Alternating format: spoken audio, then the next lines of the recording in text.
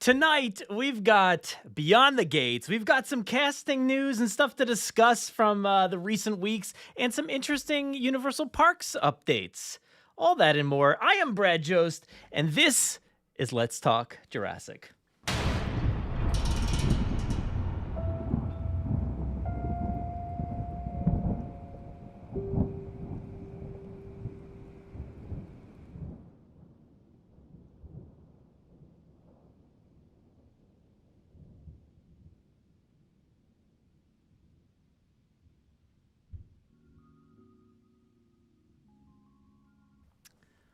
Welcome back, everybody, to another installment of Let's Talk Jurassic, your semi-weekly kind of live stream here from the Jurassic Park Podcast. It's been a few. I feel like it's been a few weeks here. I haven't uploaded any episodes again for a few weeks. I haven't uploaded or I haven't done any live streams or videos or anything, so we took a little break. But we're back, so thank you so much for returning, all of you returning viewers out there. If you're new here, say hi, say what's up. And if you're lurking out there, keep doing you. I love to see it. We have another co-host here tonight, so let's welcome in. As long as I can find the video screen. Here we go. The one, the only, Aaron Byer. Oops, I forgot to add you as a guest. Let's assign you right here. There we go. There we go. Sweet. Killing it, buddy. Oh, I'm off. Hey, man. I'm off kilter. I look super red for some reason, so, it doesn't matter. Yeah, me too. No, you look nice. I like you got a nice tan going on. Everything looks good. And we're back talking Jurassic. I look like Mr. Trump. Oh, orange. Okay. Orange. That's not a political statement. He's orange. It's just a valid comparison. It's like, the border of our screen and everything too. All right, so we've got a lot to talk about, and we're gonna do this a little bit differently tonight because what we want to do here is record an episode of the Jurassic Wire. All right. So this is you don't know. So you pitched this to me today, and I was like, you don't understand. This is my dream. The Wire Live. And then, I mean, that's pretty much what we've done over the past, however, many streams that we do. Yeah. Basically, but they're usually 4 hours long, and I think we'll keep this down. Yeah, hopefully the pressure will be on for us to at least hone it in a little bit. I don't know. We'll see. Yet to be seen here. I'm trying to figure out where's my I want to see if I can take my orange down a little bit. But yeah, I'm excited because we're going to do it, like I said, a little bit differently. We're going to try to record a Wire episode live. I don't have any true notes or anything outside of just what we're going to be talking about, so like usual we just wing it and then we go from there. But we're going to be talking about a few different things. Like I said in the intro, we've got which I'll get into. Actually, why don't we just do the episode? What do you think? Should we just do the episode? Let's do it. All right, let me so this is a little inside baseball, behind the scenes for everybody, because you guys don't usually see everything that we're doing behind the scenes, but I want to make sure that everything's recording, everything's going. We've got as far as I can tell, all the screens needed to record this episode. I am hitting record on my end, and I think it's gonna work here. Just give it 1 second. I hope everybody out there's been doing good. I should probably check in on the audience before we start. Let's see here. We got Jurassic Souls with the super chat. Thank you so much, Jurassic Souls, as always. What do you think of the new Hammond collections announced and the Jurassic World Evolution 2 teaser? Yeah, the teaser. Everybody let me know. Where is that? Because I saw it. I was sent the teaser, but I don't know where. Where is it? No, where is the teaser? I'm on Frontier's news right now. If it was real, they would have put it on their website. It's not real. I feel like stuff pops up in forums and things like that, and I never know where stuff for Frontier is going to be. Yeah, I mean, I'm super pale now. That's a little too less there. How about that? That's good. Let's see who else is here. We've got Jurassic KM. There was a Jurassic World Evolution. Nah, sorry. You look good, dude. I feel like yours looks good. we got Steven here. What's up, Steven? We got Muzamil here. How you doing, dude? Spino Rex, Hammond collection looking amazing. Yeah, I agree. We'll talk about that more in some detail. Jason here, how's it going? Filled with posts of the new figure. Yep. Yeah, and links are broken, it seems like, or just, I don't know, not working. I haven't even bothered really to check. We've got Amy here. What's up, Amy? Yes, we're going to be talking about the Hammond collection in a little bit here. Let's see. We've got CVASKATES. I don't know how to say that as a word, but there you go. What's up? Buenos noches. Is my Spanish good? Was that Spanish? I don't know. Frontier said they would announce it in the stream, but the trailer should be soon, I think. It was just a picture that they showed. Yeah, I did see the picture. Where is the image, though? Like, where, like... I didn't want to like put it up on the stream and by chance it be like, you know, a behind the scenes thing. So I'm glad at least like a leak thing. All right. So we got through everybody. Thank you again to Jurassic Souls. We're going to talk about that Hammond collection a little bit and the teaser thing. We'll see if I can bring it up. Otherwise we'll just you know, skip over that because we got some other stuff to talk about in the actual episode. So what you're gonna hear and see is gonna be posted on Monday for the next episode of the Jurassic Park podcast. It was in a video for a split second when the producer turns. No. I saw that stuff. Yeah. Yeah, that's cool. You can actually, you know, I've seen the Pyroraptor and some other things, and they look pretty great. So we'll just say thumbs up there. Hey, I didn't say it. That's not recorded for the episode. All right. So, yeah, we're good. I'm recording. We're recording. We're good to go. What I got to do is just duck down the music.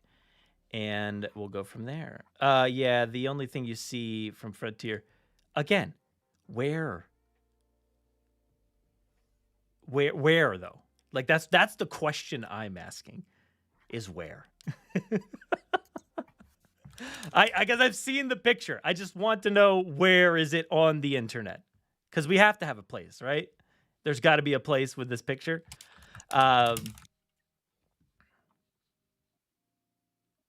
See, I like barely have any time anymore for like scouring the web and like doing so much stuff. I'm barely posting on social media these days. It's like I've dwindled so much as far as like, you know, talking about things online and finding things right away online. So I get sent stuff, which I'm happy about. I get sent like pictures and I'm like, okay, cool. That looks awesome. And then that's the end of the story for me. Yeah. But what we're going to do here. Okay. Aaron, are you ready? Always ready. All right. Let me duck down this music. All right. Let's go, everybody. This little behind the scenes. I'm going to record an episode of the Jurassic Wire. Do you remember the intro? Oh, God, no. There's an intro? I forgot there was an intro. I think there's an intro for the Jurassic Wire. Let's see. Do I have an intro? Let's see if I can bring up. Oh, man, I got signed out of all this stuff. Let's see if I can sign in real quick. I got to be able to bring this up. You don't have to do the intro. I'm not gonna like be upset. I like the. I feel like it feels nice to do the intro. It feels nice to get into it and do the intro. What is this? We're now also a live wire. Yeah, we got to figure out how to do this better next time. Yeah, we do. Yeah, I kind of like the behind the scenes aspect though. It's kind of fun to just kind of wing it and not be so like, you know, just on the ball about everything like we usually are, like we always are. Let's see. As a heads up, for all those 4-hour wire episodes, there's like 30 to 40 minutes of this beforehand. So those are long. Yeah. There is always way too much. Beyond the Gates, we've got some casting news and some park stuff. Okay. All right, you ready? Let's do this. Let's go. All right. Welcome, everybody, to the Jurassic Wire. I am Brad Jost, and my co-anchor for this program is Aaron Beyer. The Jurassic Wire is a segment here on the Jurassic Park Podcast where we discuss all the latest news on the Jurassic saga and the latest conversations in the Jurassic community. Today, we're going to be discussing the latest from Beyond the Gates and Mattel. We're going to discuss some of the recent casting updates and things, whatever's been going on with Jurassic World 4, I guess? I don't know. And we'll also discuss a few Universal Parks updates. Some interesting things might be coming our way here soon. So I'm excited to talk about that. But before we get into it, let's go ahead and welcome in Aaron Beyer. How you doing, dude? I'm doing so good, living the dream. The Wire is finally live, as I always envisioned it at one point in time, a long time ago. At one point, yeah. Yeah. For anybody things are going good. For anybody just listening to the podcast episode, we're actually recording this live on YouTube, so you can watch it.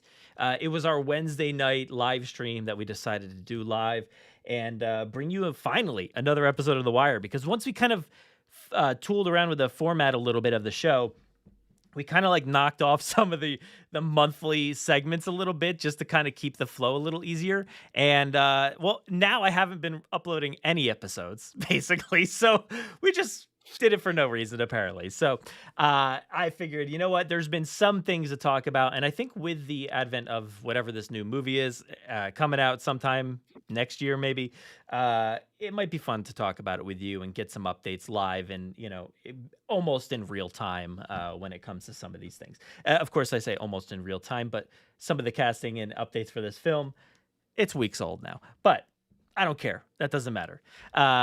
How have you felt? I want to start off with like a nice and easy question. How have you felt about the state of Jurassic? Whether, you know, toys or just the love of the franchise or the movies themselves, or the fact that the new movie's coming, like video games, what is it? How you feeling about Jurassic in April? Is that what it is? April 2024, the end of April? Yeah, like I'm just kind of sad to say, like I think I'm just kind of indifferent to it now. Here's an interesting thing. We had Jurassic Park, and then we had The Lost World, and then we had Jurassic Park 3, which was like the one that just ruined it all, right? And look, I'm not saying it's a terrible movie, but there wasn't another movie for like 20 more years. So like, what does that tell you about how successful that movie was? All right.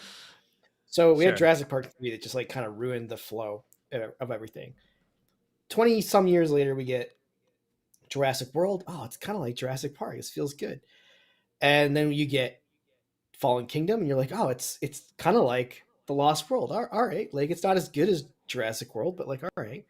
Then you get Dominion, and you're just like, oh, this is complete trash. Like, this is just like, they've done another Jurassic Park 3. I can find a few good things about this, but like, overall, this movie is inferior by so much. And now, buddy, we are in new territory. We are getting a fourth dive into this. We've never been here before. Another chance, yeah. How bad could it possibly go? I know I said I didn't like Dominion originally, and then I gave it like a second watch. I was like, all right, it's not terrible, but I've only seen that movie twice. Like, okay. I've seen Dominion. No, I've seen Fallen Kingdom, which, like, we all know I kind of didn't really love, but I've seen that movie at least like 10 times. I don't know, man. Yeah. I am worried about Jurassic 7. I don't know. I feel like there's a bit of change in the air or something like that. I feel like there's something different happening here. Maybe it's the fact that Colin Trevorrow is no longer involved, so it seems, you know, in this upcoming project. But it feels like there's a different vibe going on. Maybe it was the fact that David Koepp was added as the writer for this one. it got a little shaky, but I think maybe some of the things we'll talk about today will maybe hopefully like reaffirm some like excitement. I think a little bit, but I since don't mean you this to sound decided, like, I don't mean to be like, oh, everything's awful. Like, it's the fact that we've kind of come down off of this like Jurassic high that we were experiencing for 7, 8 years. It's just, I mean, it's kind of opened me up to get back into other things I love. Like I'm just cruising through Final Fantasy VII Rebirth right now, which is like, in fact, I even took a break because I'm just like sad that I'm coming up to the end of that game, and it's yeah. like I'm just delaying the inevitable. Um, yeah, I don't know. It just feels I'm not at like Target every single day of my life anymore, um, or I was there Walmart or today. whatever. Like hunting for, I don't, Not yeah, too I don't much know, in the way man. of Like updates though. Yeah, nothing I don't want to say crazy that there. I don't want to say that it's like everything's like all grim. Like I think some of the stuff that Mattel's been putting out is really cool. I'm not partaking as much anymore as I Yeah. was, but the stuff that's coming out is not bad. Um, I'm still No, collecting here and there. I I think it's found those weird. Mondo games, Oh, you found those? and I found two of them. I think there's a third one, or maybe the third one was canceled or something. But um, yeah, I just need a friend now. I know, right? I have so many Jurassic board games that I just will probably never end up actually playing. Like that's the unfortunate state of the world. Mhm. Yeah, but I'll take a very slightly different approach than you, and everybody knows. Like I enjoyed all three movies, Jurassic World movies, and I had a great time with Dominion. I really love that one. I've seen it more than twice. And we are very like I don't know. I feel like we're in opposition a lot of the times when it comes to some of the recent content. And oh my gosh, my phone is literally typing out everything that I'm saying right now. Uh, Good. It should be. Your but phone should like always be listening to you. Camp Cretaceous and stuff like that. It's things that I've enjoyed. Um, but I think like after the extended wait time that we had with Dominion and thinking we were about to have like kind of an extended hiatus with the franchise and stuff, it feels like, oh my gosh, we rushed back into it and there's so much to talk about, but then all of a sudden there's kind of like a lull again, and I've been sitting here like, well, now what do we talk about? Like where do we go from here? Like what's the deal? So it's been interesting, I think, over the past few weeks or months, 2 months or so. But I'm just kind of like in a holding pattern, just waiting until something actually happens because I got very excited when stuff started happening with this new film. I'm like very excited.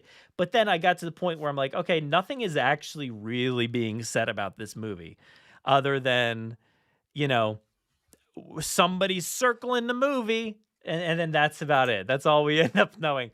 There hasn't really been like official press releases and start of filming and pictures and so it's been kind of like I'm hesitating on all this stuff. Where prior to that, I was like very excited and wanted to report on everything and talk about everything, and we still are obviously. But like, but yeah, I kind of I'm hesitating now just a little bit because nothing's actually been too concrete, other than like David Kep. Still that's pretty much the only thing.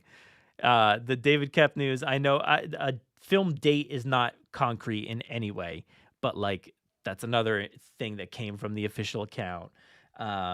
Everything else was from like film trade websites or insiders or whatever. So there really hasn't been a lot to talk about officially. I guess you can kind of, which we'll do today, is talk about what are your feelings on these things if they were to happen.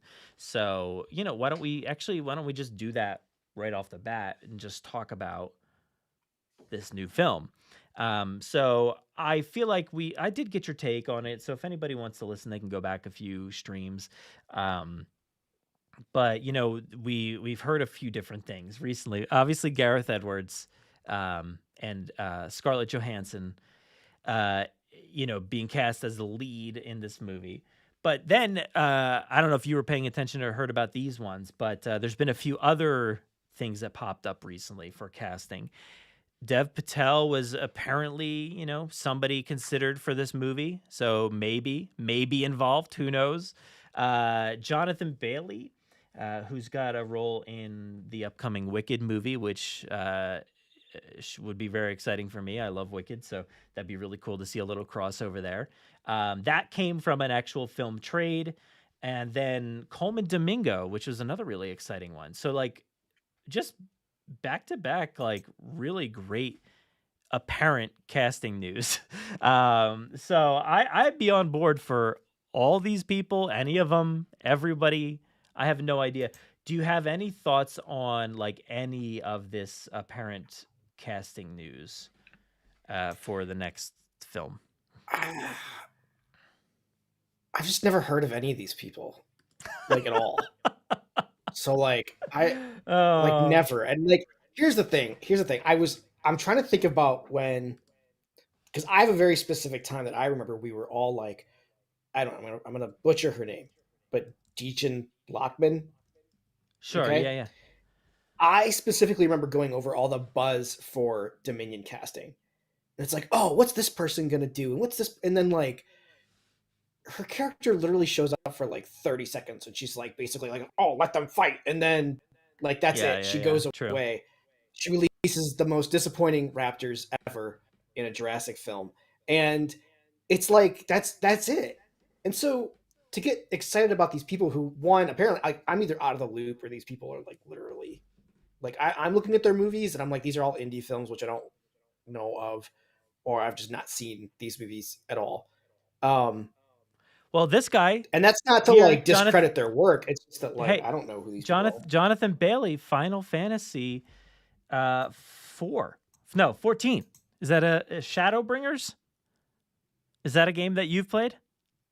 Trying to I tried playing speak it your once, language. but no, So no. Jonathan Bailey's been in a handful of things. Bridgerton, not something I've watched. Pretty much nothing I've done.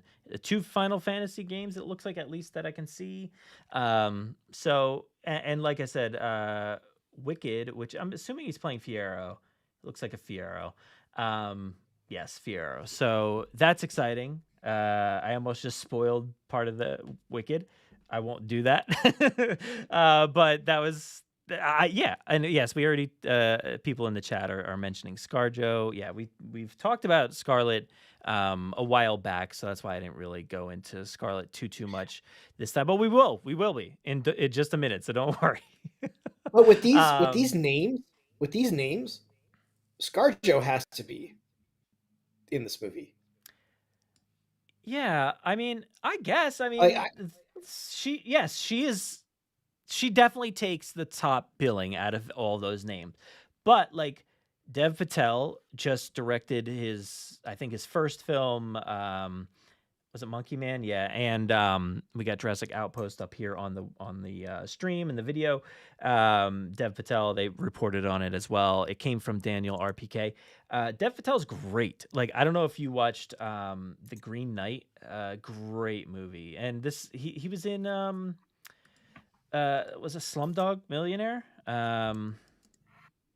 So Dev's been around for a while, and it's somebody that is like excellent, very very excellent. The Wonderful Story of Henry Sugar. Let's see. Yeah, I don't know. I saw The Green Knight and I was like, oh my god, I love this movie. That was a great movie.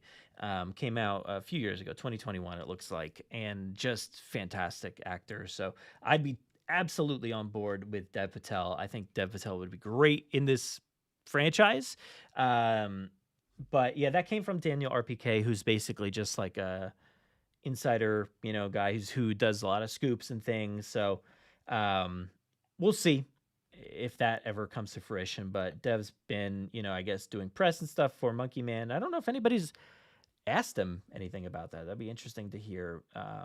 But apparently the movie was pretty good. I'm very excited to see it. Looks like a John Wick style movie, which makes me like buy into the what's his name, David Leitch, directorial, job, yeah, because if we're going to be doing action, there's been a lot of hints about this being a big action oriented movie. Scarlett, Dev Patel, that would be pretty cool. I don't know what Jonathan Bailey. There wasn't like a ton that I could tell was like action oriented. I don't know, but yeah. So those two, and then the other one was Coleman Domingo. Do you know Coleman at all? I do not. You know, um, Coleman's been he was just nominated for like an Oscar just recently for one of the movies. I think it was, what one was it? Rustin, I think. Um, and he's in Euphoria. He's been in Fear the Walking Dead for way too long. I watched every episode of Fear the Walking Dead, and I love his character of Victor Strand, but man, the writing on that show really took a nosedive in the later seasons. But Coleman is just captivating, dude. Like such a great actor, dude. Like sorry I didn't bring up a picture. I was looking on my own computer. But Coleman Domingo is fantastic, dude. Like I would 100% be on board for Coleman in this movie. Especially if he's being eyed to play a villain. Again, I don't know, this is another one that came from just like random website number 3. So apparently, maybe being eyed to play a villain, who knows. But that would be spectacular. He just like chews the scenery, dude. He's just so good with dialogue, and his voice is incredible. So yeah, would absolutely be great for a Jurassic movie. So basically that is the summary there with the casting. One other thing I did want to point out was this. I don't know. This is the Sun, the U.S. Sun, is talking about Scarlett following in Margot Robbie's footsteps, I guess. I don't know where this information came from other than this website, but they're saying that she's going to take a more hands-on approach with this movie, and saying, she's been in talks with the studio for months. And made it clear that Gareth was her first choice to be the director. He wanted a big fee, but he is now signed. With him being her top pick, she is now far more interested in being part of the movie, and her role as an actress and producer is justifiable. I don't know. Who knows? But apparently, she's at the forefront of producing this movie and wants to make sure that, we get a good director and all this stuff. And, a few years ago, she, I forget what the exact issue was, but there was a big issue with her pay and stuff like that for like Marvel movies and Disney. And, eventually they ironed that all out, and she was still on board to, I think, star and produce in a Tower of Terror movie.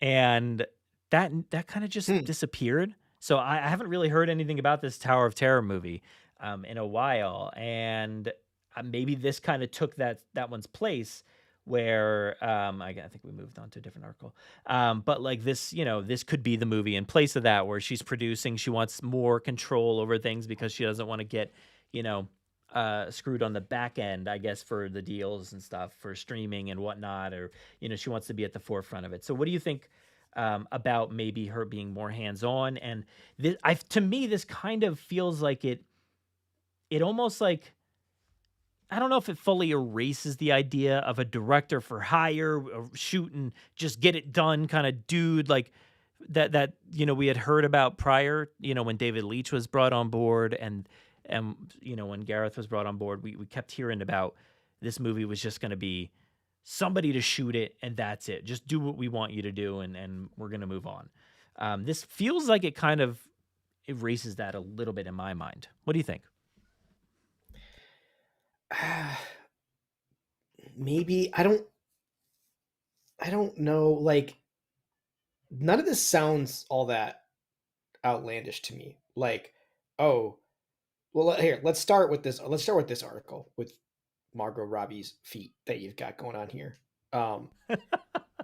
Following in the footsteps of Margot Robbie.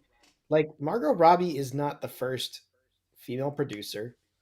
Margot Robbie is not the first female producer to direct huge blockbusters.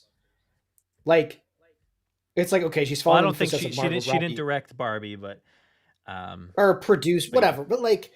But still, like, this isn't like, okay, so, but like, so that's Yeah, not really just news. move on from Like, that because that's just this article tying things together. I have no sure, that but like, doesn't. I guess like here's like where I'm this that's it's not like it's not a female thing. It's like they're trying to like make all this stuff news, and to me, it sounds like she's wishy washy.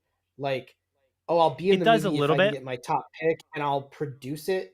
Like actors, and this is kind of where I was going. Is like actor producer credits aren't like they're typically because it's like kind of like a way to like pay them less. It's like, well, we'll give you a producer credit too, or whatever. Like you'll get like top billing as actor, and you'll get so like I guess like all this stuff that we're reading and like all this stuff that we're going through doesn't sound like news to me. It just sounds like things that websites need to say in order to get clicks.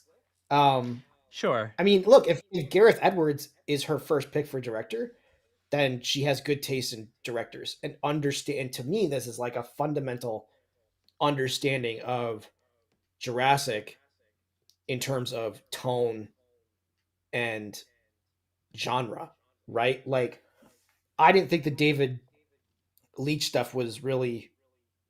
I mean, this is not the right word, but I didn't think that was like really appropriate for a Jurassic movie, right?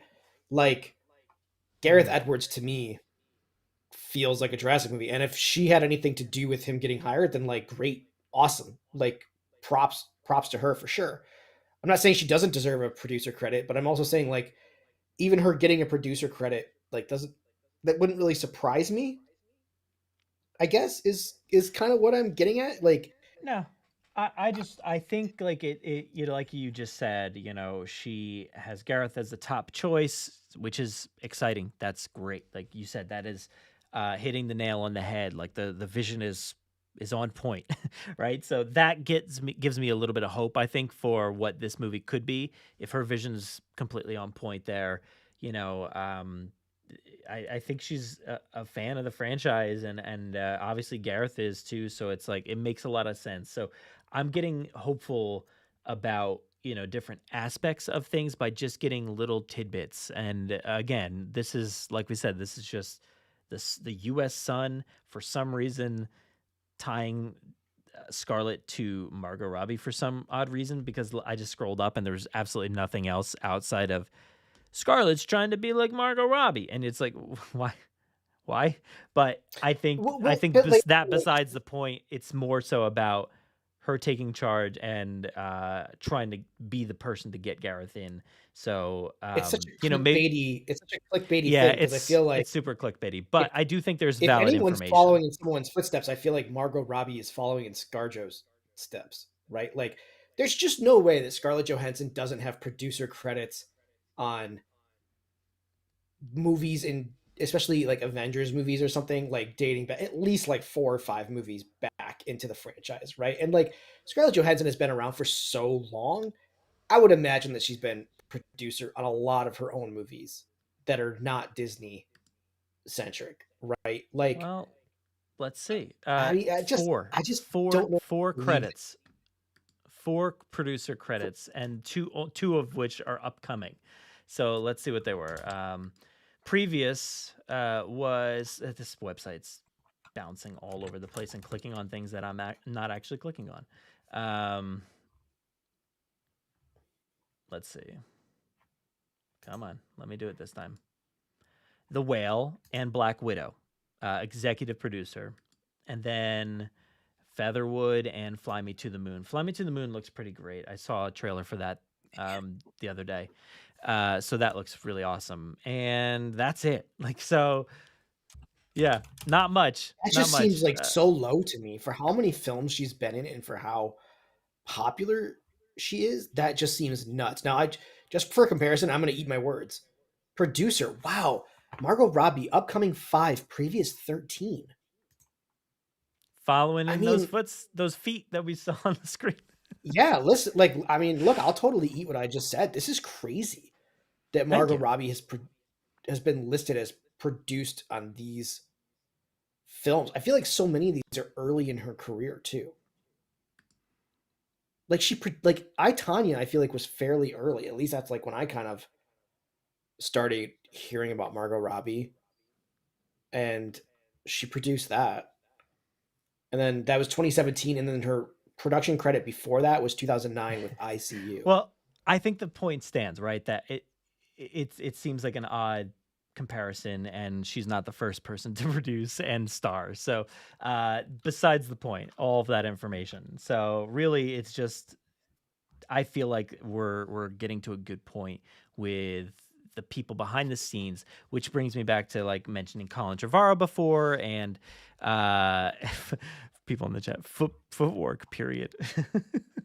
Wait, what? So just the comment there, but Oh, we're bringing it back to Colin Trevorrow, and I feel like a lot of people by the end of the 3-film saga like took a lot of issue with maybe him being at the forefront of things, and now we've got a new direction and a new we've got an old writer and a new producer, new director, stuff like that. So I'm very excited for the potential. At least I think if you do get any of those people that we talked about before, and if Scarlett is going to be, which I would assume, fully on board producing this one, I think that'd be exciting.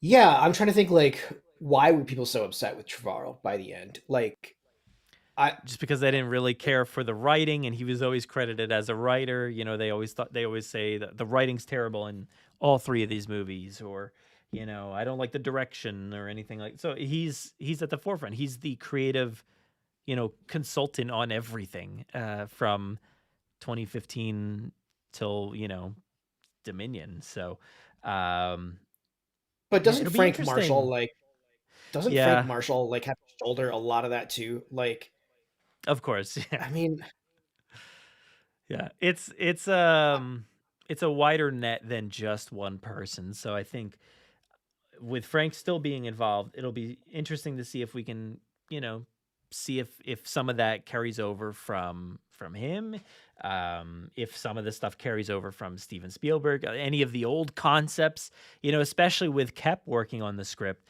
It'll be interesting to see if any of the old guard gets involved with some of the story elements, more so this time around. yeah, So yeah.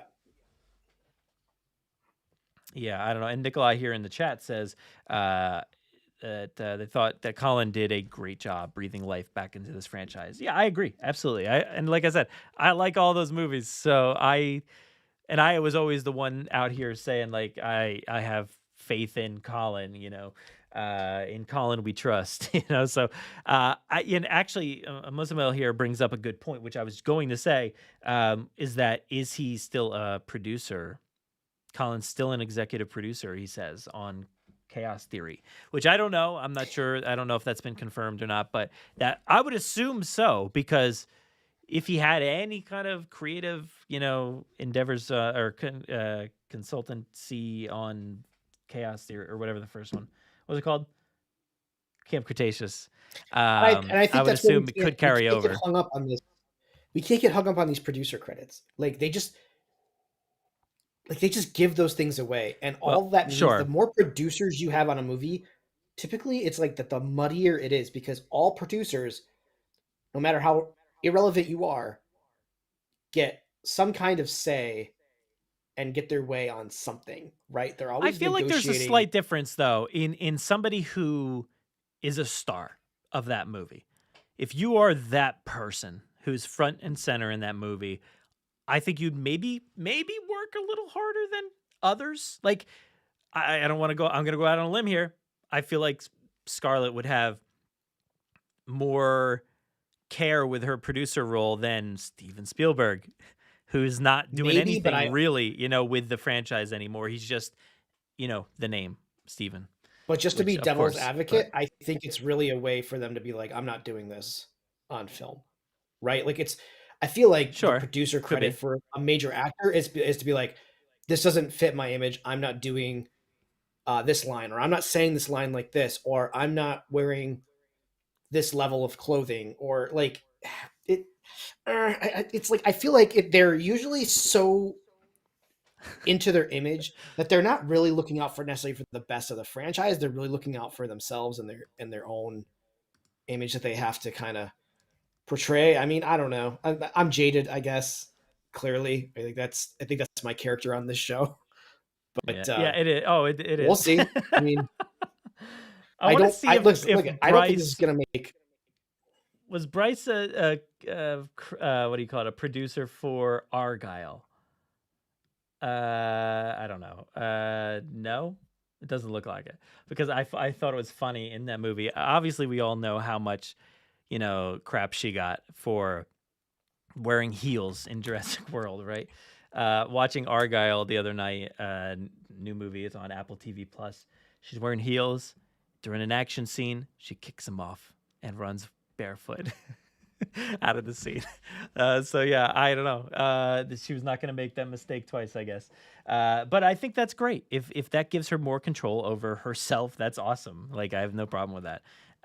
So yeah. Again, Now, like Steven and Frank and all these people are, like you said. I think when it comes to Steven, Frank, what's the other guy? I'm blanking on his name. Pat Crowley. Like, if these three people are just producers on these movies, and I think Frank maybe has a little bit of input and says like no to a lot of stuff, but like outside of that, I think you're mostly right with that. But I think when it comes to somebody who's starring, it might make for a better film. Hopefully, keeping my fingers crossed. I don't know, but yeah, I'm excited for it. I hope it works out. I hope it's going to be a good movie. And the one thing I want from this movie is real news. I just want official, actual press release, something, a picture of the cast together. We've got James Gunn out there filming this Superman movie, posting pictures of the cast and posting all kinds of stuff. We're getting casting updates for real, and he's out there saying yup on all these. Like, we need that. I thought Colin would have been more so like that, but he took more of a backseat, I think, on social media.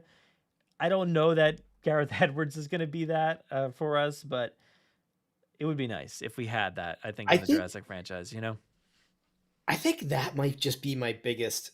I feel like when Colin Trevorrow was announced or whatever, it was really quickly that we started getting like social media posts of like, oh, I got these dinosaur toys as gifts for my office. And didn't he have like some like Jeff Goldblum cutout or something? Like, he just came across, and like he's posting photos of like the Hawaii island and all that stuff. And it's just like, he came across as like a fan who got to make a Jurassic movie. It was almost like we were all vicariously living through Colin.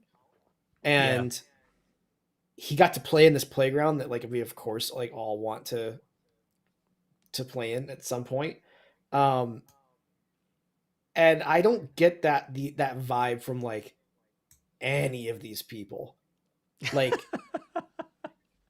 like if someone could send me like a video of like Scarlett Johansson like on some interview being like, oh man, my dream would be like to be in a Jurassic movie, or like there is she the other day I was watching a video of her talking about her Jurassic Park tent when she was a kid, and talking about she had this Jurassic Park tent, and I could picture the exact tent, like what the tent looks like. I mean, look, so, one of us. Like, she's good. One I'm of both. us. No more. Yeah, that's what I'm saying. Like, she seems like somebody who loves the franchise, or at least did. I can't really say that any of these actors are going to be like, yeah, I love the Jurassic World movies. Like, but I think it's always going to go back to that first. Fair. I think it'll always go back to that first one. So, I think Gareth's movies. I mean, I feel like they don't do as well in like the modern cinematic like climate, but his movies are very similar to what we all grew up with in the 90s. They're plotting, they're kind of slow, they're not like just in your face like spastic films, right? Like, they have their action moments, they have their serious moments, they have character development. I mean, yeah, I'm excited. I'm again, after Dominion, I'm a little worried, but maybe this is the correction of the ship that I need. Yeah. So let's move on to our next topic here. Let's talk about theme parks. Let's go to Universal for a few. So Universal parks. There was one thing I was going to talk about, but I didn't really find any follow up. But like I saw the other day that like Pteranodon Flyers was closed down for an indefinite amount of time. Hopefully that's back up, but I don't think anything really is coming to fruition with that there. Let me find my link here. So Universal is teasing a bunch of things, which, I think I know what they are, but they're teasing some stuff for, I've got Inside Universal here, their website. They're teasing some things on April 29th. They're announcing it. They've been teasing things over the past few weeks or so. And they just said that April 29th, which is what? That's Monday, next Monday, when this episode comes out. So this will all be old news. But they're teasing different things like, where was it? Let me go back to this post over here. There was a post here from Ashley Carter over on Twitter, because Universal Orlando posted this video here. It was like an old school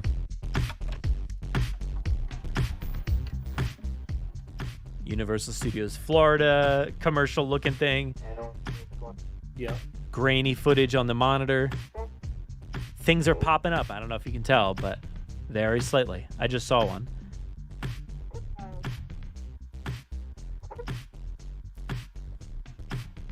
So again, that was the tease, and it said April 29th there. And Ashley here screenshotted them all. So I was like, all right, great. Let's use these. So the first one was Jaws. You can tell right there, there's like a shark nose. The next one, guys, that's a dinosaur footprint right there. That's a dinosaur footprint. Right there, that's T-Rex foot. So we've got a T-Rex foot. We also have a bike, E.T., if you get the drift. And then also a ghost. Ghostbusters, anybody? So no, I don't think it's Ghostbusters. It is. I'll tell you. Are you sure? Right now. Yep, positive. 100%. Universal's been, they bought actually an Ecto-1 just recently. So the thing that it mostly sounds like we're going to be getting is a parade. So I'll just say it right now. It's going to be a parade. If I'm wrong on Monday, you let me know. But a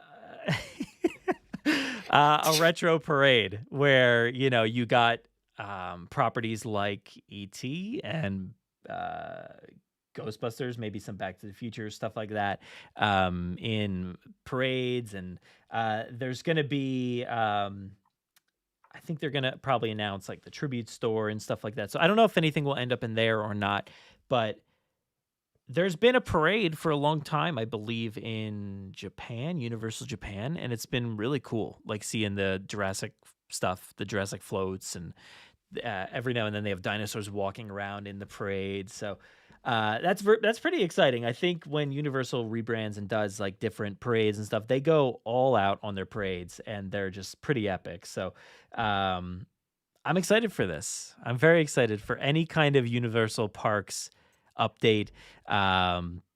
And yeah, if there is like a 90s tribute store too that has touches of Jurassic, if they have any leftover merch from the Jurassic Park tribute store, let's throw that in there.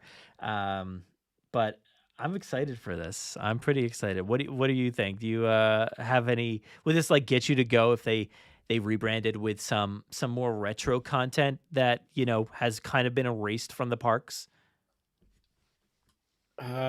No, I mean, look, when we go to these parks, like the parades are the things that I avoid like the plague. Why do I bother asking you any questions? No, but here's the thing.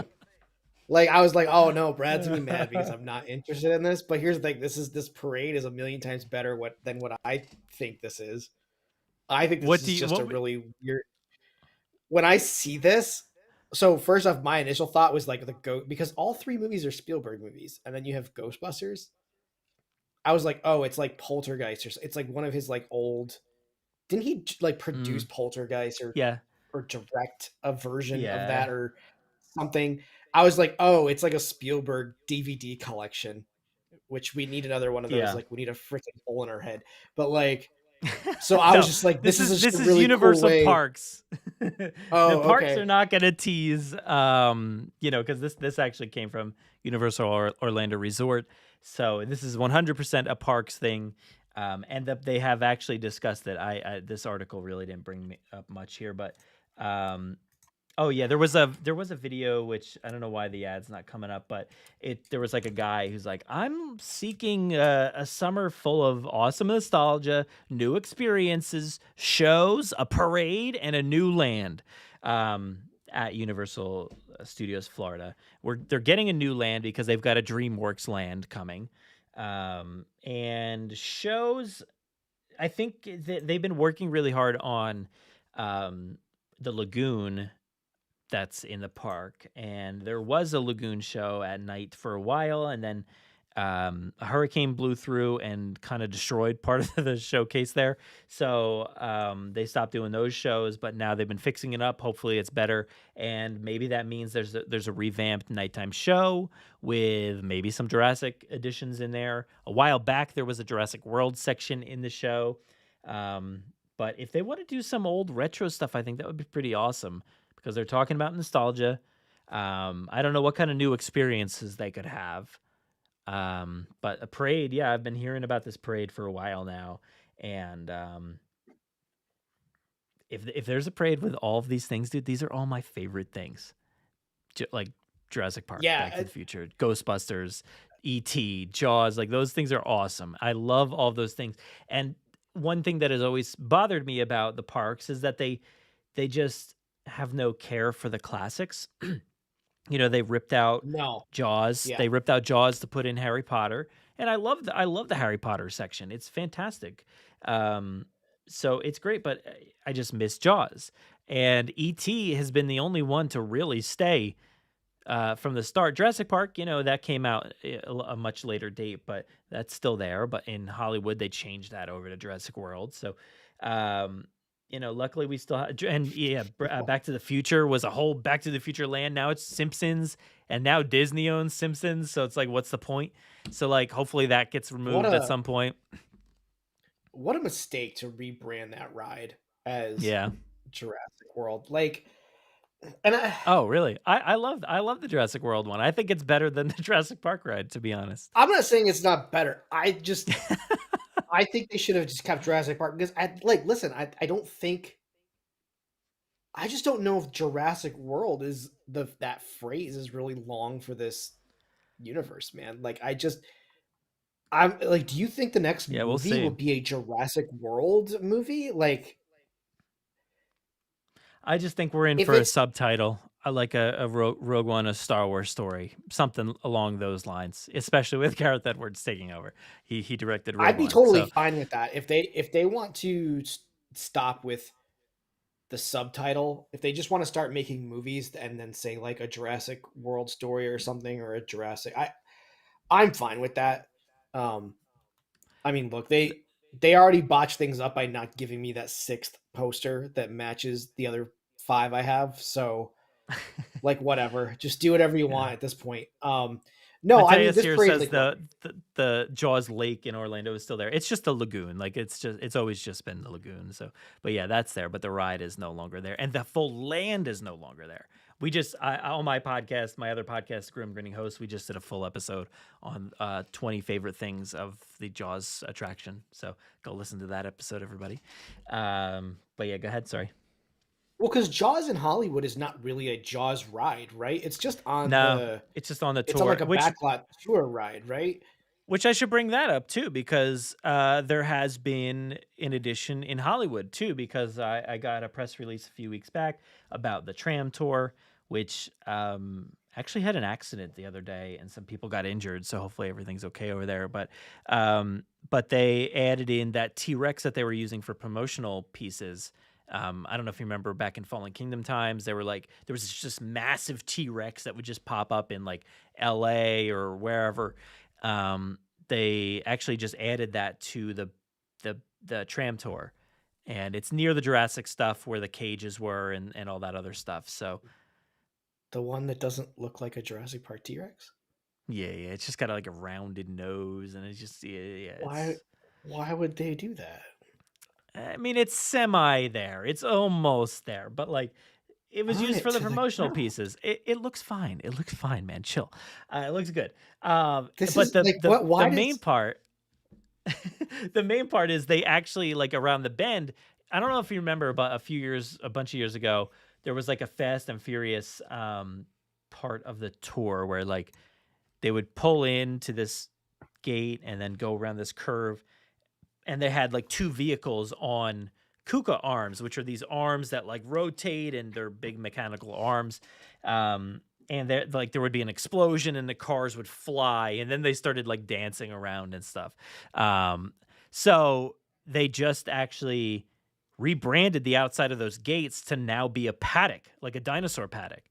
So there's okay. just a big dinosaur paddock there now with some screams and different things going on there. But it makes me wonder if, like, in the near future, maybe by the time this next movie comes out, are we going to see the trams go through there?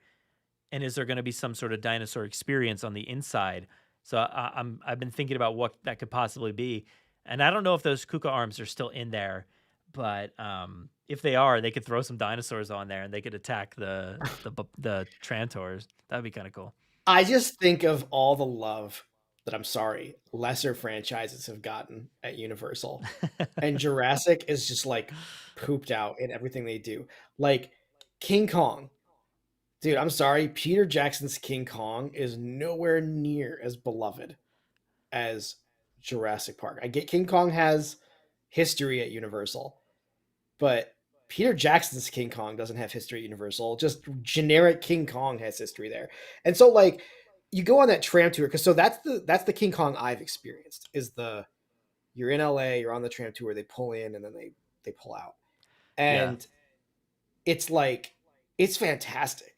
It's fantastic for a movie that, one, was only one movie, and two, like I don't think financially did all that well for Universal.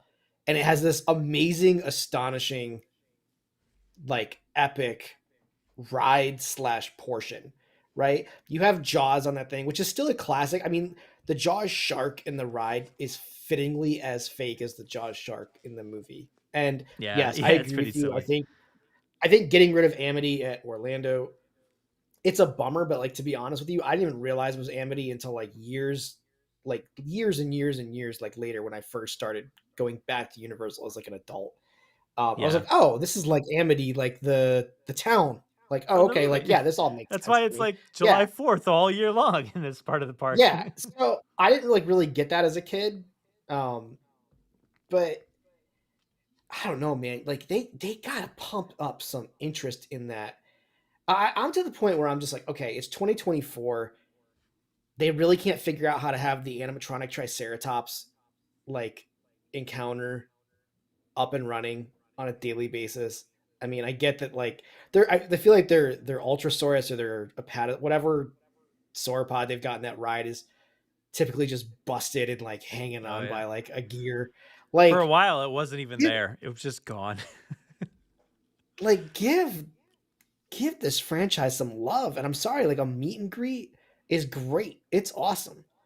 But for how much Universal loves like screens and stuff, you would think that like along the walkways they could put up some fences and just have dinosaurs on a loop, like standing there staring at you, Yeah, that would or be cool. rustling trees in front of a screen that has like raptors darting back and forth and like screaming. Like make it. I mean, I get that you can't have real dinosaurs, but you're Universal and you love screens and animatron like and effects. Like I don't know. I just feel like they could do things to make it feel like you are walking through Jurassic Park. And I just don't buy that they can't do it. And I don't buy that it's not worth putting the money in for. I think it would be so cool to just Well, be I gotta walking give through a credit. zoo. I gotta give credit to the parks for at least to me being the ones who actually care some of the most about this Yeah, no, I mean franchise. that's fair, I guess. I mean, They've given us quite a bit, especially Orlando. So I'm fairly happy, but yeah, it would be great if there were added benefits to each land and things like that. But I'm fine with it. And this is the updates that came to Hollywood are just like, I think they might be temporary. I don't know if they're going to remove that stuff, but it was like a specific date from like April to August or something for the 60th anniversary of the trams. So okay. maybe some of the things will stay there, but the tram cars will change or something. But yeah, I'm excited for that. And then this Universal Florida stuff is pretty exciting too, because I can't wait to see what the heck happens on Monday. So Yeah, I don't mean to this isn't me playing the character. We just, when Disney parades, we're just like, all right, well, let's find a way to get to the ride we want to ride on. Like I'm sure. into these like defunct land and like Disney history videos right now on YouTube. And Yeah. there's so many like things that I didn't even know existed. Like someone was like, "Oh, Animal Kingdom's got like Broadway level shows." I'm like, "Really?" You didn't know I've been that? to Animal Kingdom. Like, no idea that there's shows because it's not a ride. And Why why have you never talked to me? I know everything about all these things. I had my friend sending me dude, pictures. He was in the parks. He just sent me like a picture of a corner of a room, and I was like, "That's Soren." Like, you got me right here, man. I know Soarin', but I like Soarin's a ride. I didn't know there was yeah. like shows at Animal Oh, Kingdom. there's some great stuff there. There's the Finding Nemo one. There's the Lion King one. The Finding Nemo one's great. It's awesome. No idea. Oh, you're missing out. Well, let's talk Give me about the our ride, next buddy. one. Let's talk about our next one. Yeah, that's fair. Let me tell you about Animal Kingdom real quick. You like Dinosaur the Ride? That ride is dope. It's It's going, going. isn't It's it? leaving. It's leaving. Goodbye. Say goodbye. You It like just Indiana makes Jones? 0 sense. Well, at least Wait, are Indiana they getting Jones rid is of? going in there. Yeah, they're getting rid of it. It's going away. So you might want to try to get Wait there a if you second. can. Wait a second. Wait a second. Wait a second. Wait a second. Wait a second. Wait a second. They're at Animal Kingdom. They're getting rid of Dinosaur, hmm which is one of their gates. Is Dinosaur There's Land? also a dragon on their gate. Don't They Sure, have no but the dragons. history They on did not that, add the the history on that is like well established, right? yeah. They didn't add Beastly Kingdom. So what's going in place of Dinosaur? They're doing Indiana Jones. Indiana Jones and Encanto. Wait, what do you mean? And Encanto? You know where Primeval Whirl was? There was a spinner Triceratops spin ride, and it's like the carnival, the full like carnival Yeah. aspect of the Dino Land. That's all getting changed to Encanto, like the carnival area. And then Dinosaur the Ride is getting changed to Indiana Jones. So there's going to be a temple in the back. So yeah. Why are they need to change this park's name? There's animals in Indiana Jones. There's snakes and bugs and birds. And What a line. what a There's a zoo disaster. train in the beginning of the What a movie. The third one. what a disaster. Monkey brains. There's monkey's brains. So So is it the same Indiana Jones ride that's been in Disneyland? I would imagine from what so. from what I've heard, no. Which gets me very excited. But it's the same ride mechanism? It's the same ride system, same layout and everything. But that's a 30-year-old attraction. From what I've heard, we're going to be getting an updated story.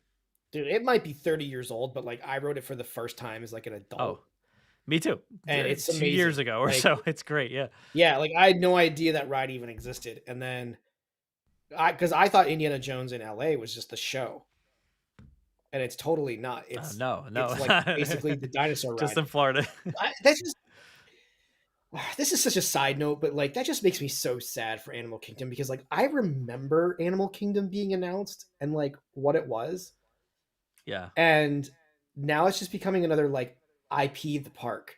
And it's like fine, then just call like don't call it Animal Kingdom then, because it's not about animals anymore. It's I think once you get rid of that hate about IP and everything, I've gotten over it. It's taken me a long time, but Disney's been doing this for years, especially with like I don't have a Epcot. hate for IP. I just Well, the like hate of okay, it, so it being dinosaur. infringing on your nice clean park. Like I've had that feeling for years with Epcot. Epcot was like the science learning park. Now it's just Magic Kingdom 2.0. So, you know. But I guess, and this just Animal Kingdom had a vision, and like the core of it is those animals, and Avatar kind of fit into the like animals of our imagination kind of thing, like that kind of like I was like, oh, okay, like kind of makes sense, sure, Mhm. but Indiana Jones doesn't fit into animals of the past, and okay, sure. There was a story that I mean, it fit as best as it's gonna fit. That's from what I've heard. It fits as best as it's going to. You know, because like you said, it's just Indiana Jones. It's not, you know, and the same thing goes for Encanto. It's like there's really no. What is it going to be? Just be themed around Antonio? Is that the kid's name? Who is, you Oh, know, I don't know. in touch with the animals or something? So yeah, but I need to see then that's you some like gotta get major. over. I need to see like a MGM to Hollywood Studios level like rebrand of that park then, because it's no Uh, longer the Animal Kingdom. I mean, I don't think it'll. I don't all think right. that one will ever get rebranded. I wonder still if Hollywood Studios will get rebranded because they just rebranded their Paris second park, which is Disney Studios or whatever. It's getting changed to Disney's Hollywood Adventure or some I don't know something along those lines. So it's different than that, whatever it is. But yeah. So I can't. When does Dinosaur go go to away? Animal Kingdom. When does Soon. it go away? You might want to get there soon.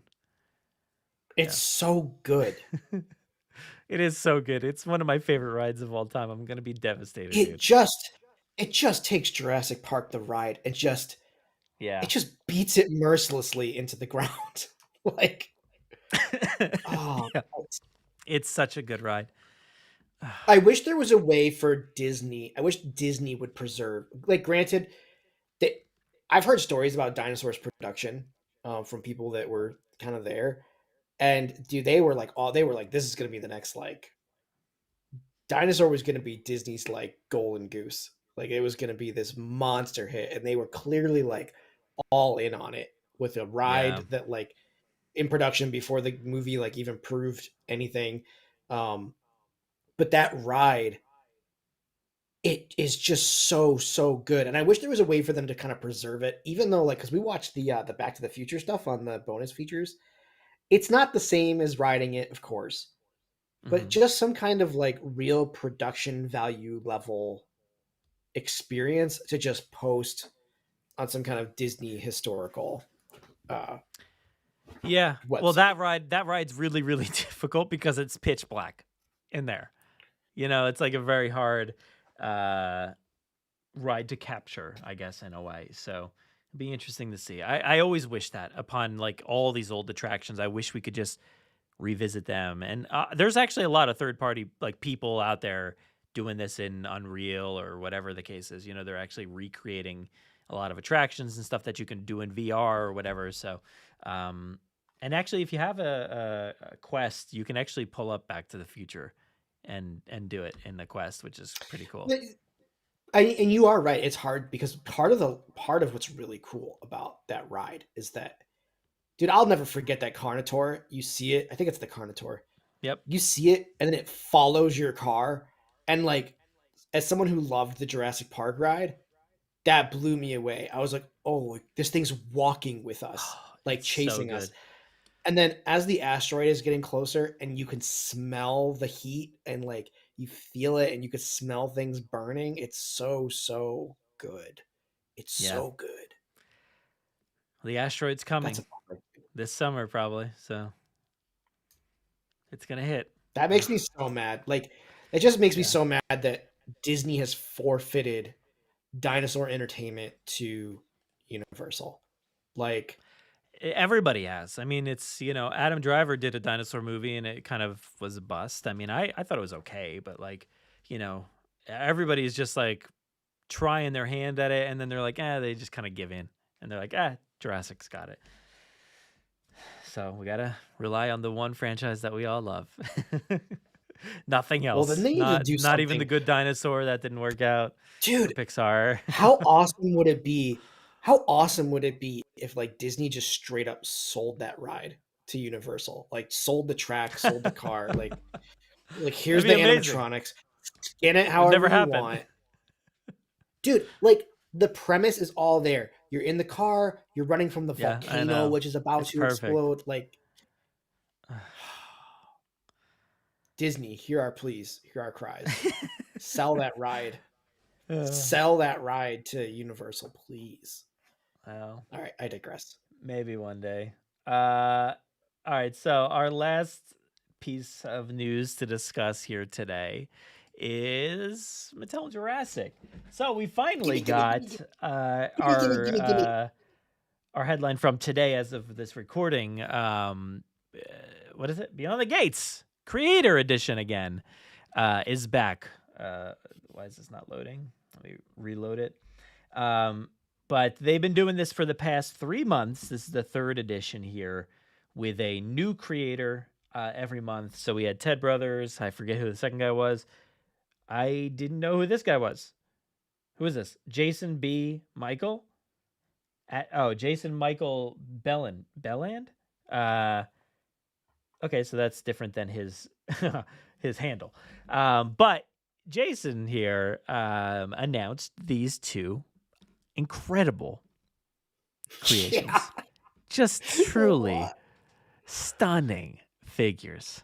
Like, they're so good. They're so good. These things make me embarrassed I collected any other Mattel toys. Core line stuff. Like, this is what we want forever. This is all we want. Is this. This is incredible. I've been saying, because I think I have one of the Giganotosaurus. I have the one from like the Ellie Sattler set. And I like how I call it the Ellie Sattler set. Well, because 3 dinosaurs. Look, all right, let's recap. I wanted a second Therizinosaurus. I didn't have a Giganotosaurus, and I wanted Ellie. So it is what it is. All right. But I mean, like, I was telling you before the show, I finally started. I've been talking about this for months, but I'm doing the Mattel inventory and thinking about like what stays and what goes. And I'm getting 2 of each one of these things because they're awesome. But the Giganotosaurus, it is garbage by comparison to this new thing. Garbage. Yeah, dude. Yeah, it is like it's a terrible figure. I've said that from day one. I don't know why that thing was released the way it was. It's a weird. I don't know why it was released. I don't know why it was released the way it not was. Good. I don't understand what took them 2 years or 3 years to like get another Giganotosaurus on the shelves. Like, I got a pile back here of Tyrannosaurs. There's like 10 Tyrannosaurs in this pile back here. And I get like T-Rex is a big deal, but like this was the big guy from Dominion. Why was there not multiple versions of this? I mean, even the Indoraptor had like 3 or 4 iterations coming out of Fallen Kingdom. Hey, Jurassic World fans. These figures are amazing. Yeah. No, I don't know how to turn this down, but I love these figures. I think they're stunning, and I actually didn't watch this video yet, so I'm just like kind of trying to scrub through it, but it doesn't really want to load. But I think these things are fantastic. The Therizinosaurus like core line one looks pretty great. Like, I really love that figure a lot. But finally, to be able to get this Giga in such an incredible looking form, I'm so excited because like Man, does that look cool? Like you said, I'm just tired of the T-Rexes at this point. You've got 10 sitting right there. I've got 2 Hammond collection ones. And then, the Red Rex, my Red Rex, the Bull T-Rex. There's just so many T-Rex everywhere. So I'm excited Except to for get the one we all want, of course. The bull. so like a redo of that. Yeah. That would be Well, nice. no, but like maybe the Hammond collection one that we were robbed Oh, of. yeah. I forgot about that. Oh. No, you didn't. You will die. And you know what, Brad? Right now, I just want to put this in your mind. When you're on your deathbed, you will remember Bubbles. Yeah, I will. the bull I will T-Rex. remember that one. Yeah, I'm starting, like you said, like embarrassed, right, about the collecting the other mainline stuff.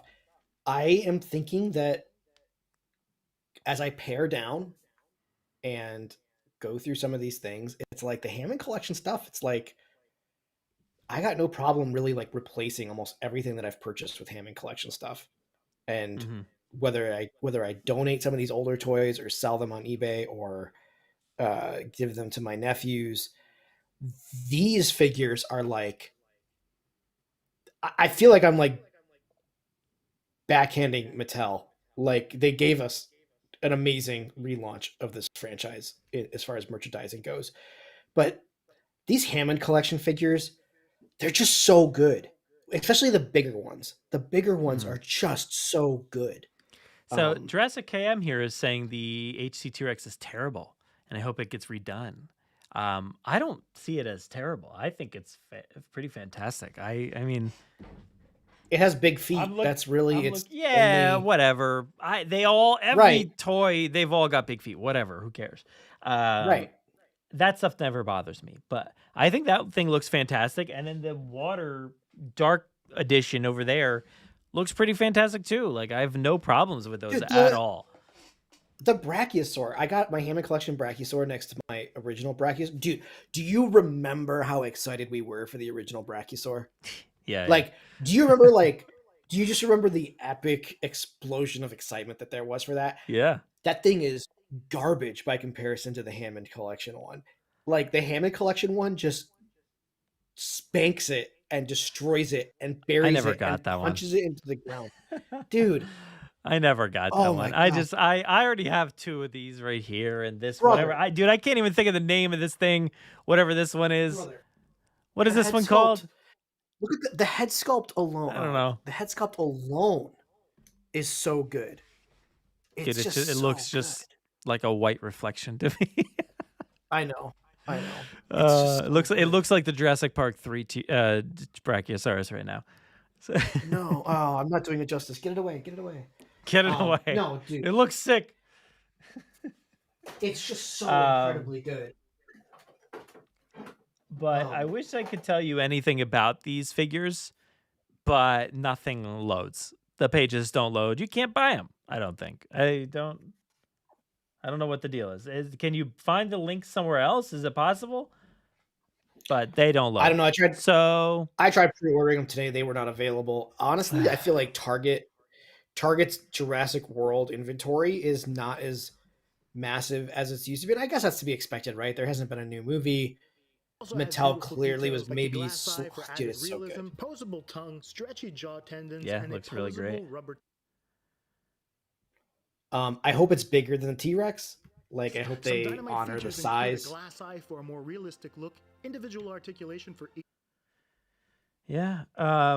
What do you think about how are you with the Creator Edition so far with Beyond the Gates? What are your thoughts on that? I'm fine with it. I mean, with a digital background and pose them as though they were going head to head. Nice backdrop. I don't know. I'm sure it goes into detail about it here. Yeah. No, this is what I wanted to get. This is what I wanted to get into.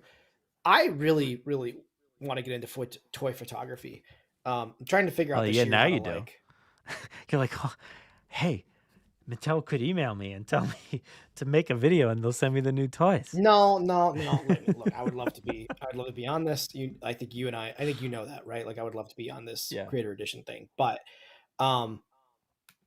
I just never thought in a million years to use the TV as a background.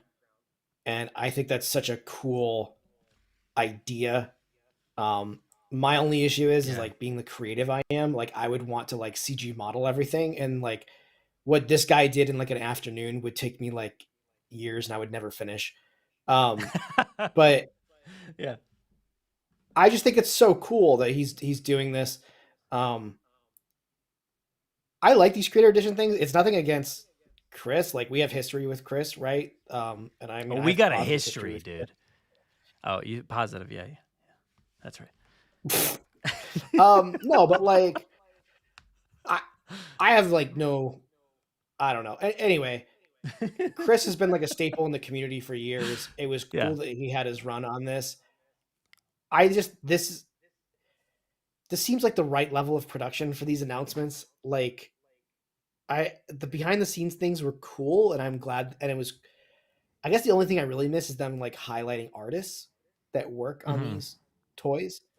The toys and the movies too. You know, it was nice to see that. Yeah, you got to wonder though at this point. It's like with these Hammond collection figures, especially these big ones. Are they even like sculpting them in ZBrush themselves, or are they just getting scans from Universal and like breaking them up because they look so good? Yeah. Especially these bigger ones. Like I think they need to redo the Raptors hands down altogether. Like I think every Raptor needs a kind of a redo, like a Raptor 2.0. Yeah. But all these bigger ones to me are just like it's like they're taking the models from Universal and just breaking them up into toy sections and putting them on the shelf. Yeah. The These are smaller so ones. good. The smaller ones are iffy here and there, and some of the human Yeah. stuff. It's like, you know, give or take. I don't really care. I don't have the whole line. But when it comes to these bigger ones, and well, not the Brachiosaur, but like theropods, I guess I just love this. Looks so good. So yeah, and this picture looks great. Like this part of the video here. Yeah, it looks awesome. Great work there.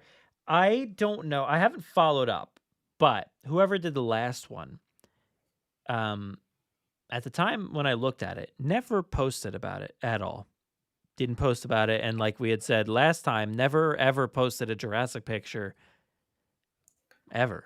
So that was our I'm critique last time. wondering- We were like, that where was did this our- creator yeah. come from?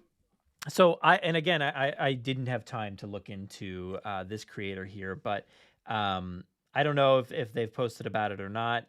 But I just found that so interesting, and I made me wonder what do you think is like the goal of the creator edition? Do you think is there some sort of ultimate goal? If they're not going to have the creators post about it, then what's the point? I don't know. think the goal is showing adults playing with quote adult action figures, because that Brachiosaur comes in at like 70 some dollars. You know this Giga is going to come in at $50. There's, you know, in the 40s, right? These are not toys that you just go like. It's just I think that's who their market is for this. It's just adults, and so Yeah. what does that say about the throw Moonlight? they had to throw Chris to the curb because he's such a child. No, I guess I don't know, man. Just Obviously I'm joking, but you know, I think that's actually a pretty good point, to be honest, is to see, you know, to hopefully have this video get out there and shared around where they see enough adults creating things, and it gives them, you know, other adults hopes to like buy one of these things and think, oh, it's okay for me to buy these things. I can do that too. the thing is in these marketing that's kinda pieces, cool. in these marketing images and these like marketing figures they've got, these are like collector level. Now, I did see a funny image today where it was like they were showing the Hammond collection blue versus like the blue that came out like 6 years ago. That was like Tom's picture. Yeah, that was memed or something like And that. that Yeah. Hammond collection blue is just so bad by comparison to Yeah. what they were doing.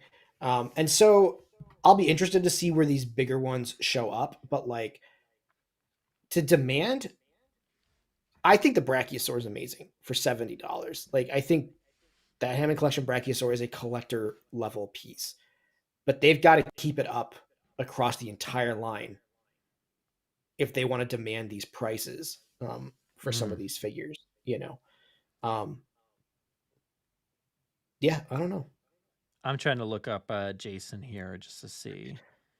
Well, while you look him up, like, I I mean, I will say, like, I specifically remember 6 or 7 years ago being like, Mattel, don't do articulation, don't do all this weird stuff. We just want dinosaurs and T poses that look good. And this is like having the cake and eating it too. These things are just amazing.